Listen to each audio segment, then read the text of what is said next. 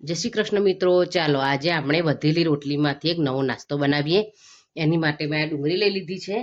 આપણે ડુંગળીમાં થોડું લાલ મરચું પાવડર,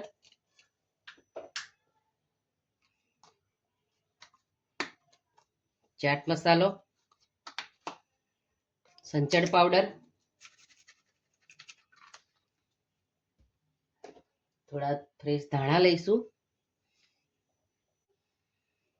બધી વસ્તુને આપણે મિક્સ કરી લઈશું. આ રીતે એક ડુંગળીનું સલાડ આપણે આ તૈયાર કરી લીધું છે. હવે આપણે એને સાઈડમાં મૂકી દઈશું. અમે બટાકા લઈ લીધા છે 3 બાફેલા. એમાં આપણે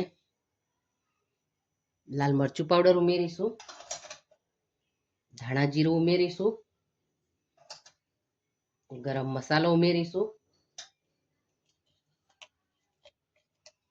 શેકેલા જીરાનો પાવડર ઉમેરીશું, આદુ મરચા લસણની પેસ્ટ ઉમેરીશું, દળેલી ખાંડ ઉમેરીશું,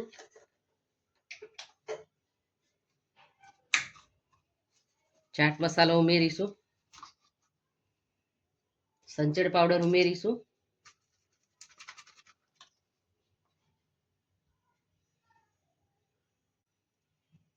ટેસ્ટ મુજબ મીઠું ઉમેરીશું, લીલા ધાણા ઉમેરીશું.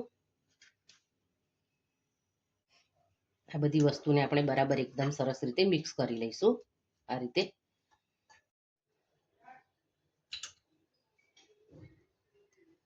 આપણે આમાં લીંબુનો રસ ઉમેરી લઈશું અને મિક્સ કરી લઈશું.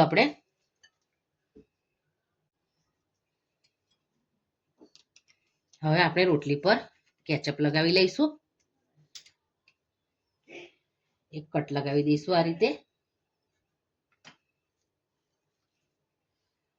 આ મસાલો છે તે લગાવીશું. આપણે મૂકી દઈશું ઉપર.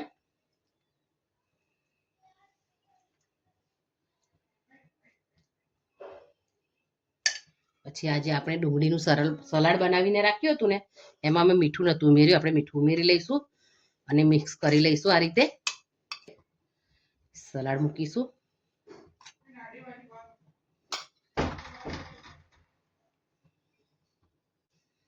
આપણે એને આ રીતે આમ ફોલ્ડ કરી લઈશું.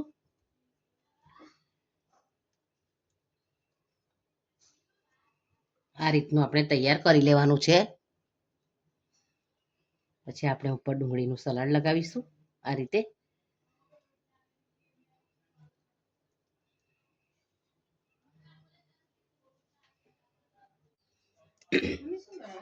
તવા પર આપણે તેલ લઈ લઈશું અને આપણે આને શેકી લઈશું.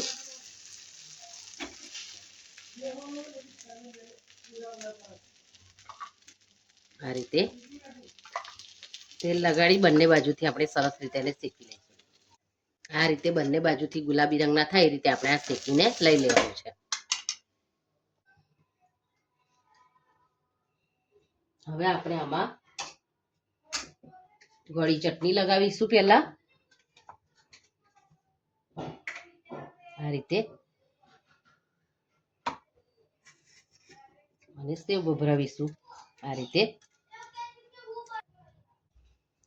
તો તૈયાર છે આપણો વધેલી રોટલીનો નવો નાસ્તો. આ નાસ્તો તમે બાળકોને જ્યારે ચટપટું કંઈ પણ ભૂખ લાગે અને ખાવાનું મન થાય ને ત્યારે તમે એને લંચ બોક્સમાં પણ આપી શકો છો. અને તમારી પાસે રોટલી વધી હોય તો તમે એને તાત્કાલિક તરત બનાવીને ખવડાવી શકો છો. Thank you.